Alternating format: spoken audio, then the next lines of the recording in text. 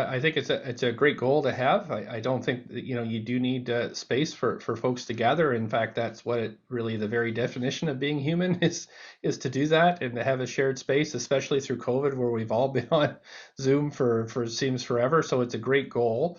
And I do have a lot of community groups around the city that have the same goal. And so for folks that are just starting out in this endeavor, what I often try to facilitate is a meeting with and really a partnership with a community that's already achieved this.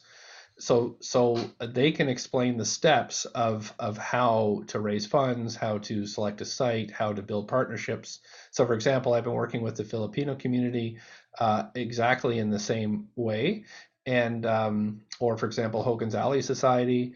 So really, the best thing, the best first steps are to work with a partner that you feel comfortable with, to figure, well, what are the steps? What would be the timeline? What are the budgets? What would be the requirements to work with the community to get them excited about uh, the idea of this, but also some of the details as to what would be included. So when we work with, say, Indigenous partners, their building requirements are a lot different than if it would be a different community, for example, longhouses or sweat lodges or those types of things. So I think having the community-driven vision of what this center would look like is a great first step.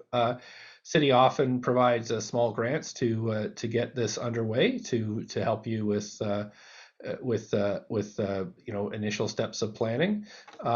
So I think about the Sunset Community Center in where the South Asian community have, after I think 10 years, secured federal government investment to expand that with the city's help on city land. So it is definitely possible, and in fact, it's something that we really like doing here in the city or in the metro region.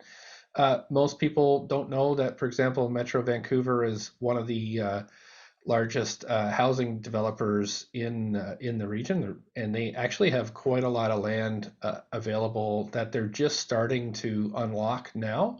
So, for example, Metro Vancouver owns a lot of property within the city of Vancouver. So those are the kind of ways that we can help is to make introductions, to help the plan begin to take shape, to make the again the introductions to the federal, provincial, municipal levels, to really get the vision sorted, and then move into to help with securing funding and construction. So I'd be very happy to help with that if that is something that you'd like to do, and if you have any materials available now, I'd be very happy to review them and give feedback.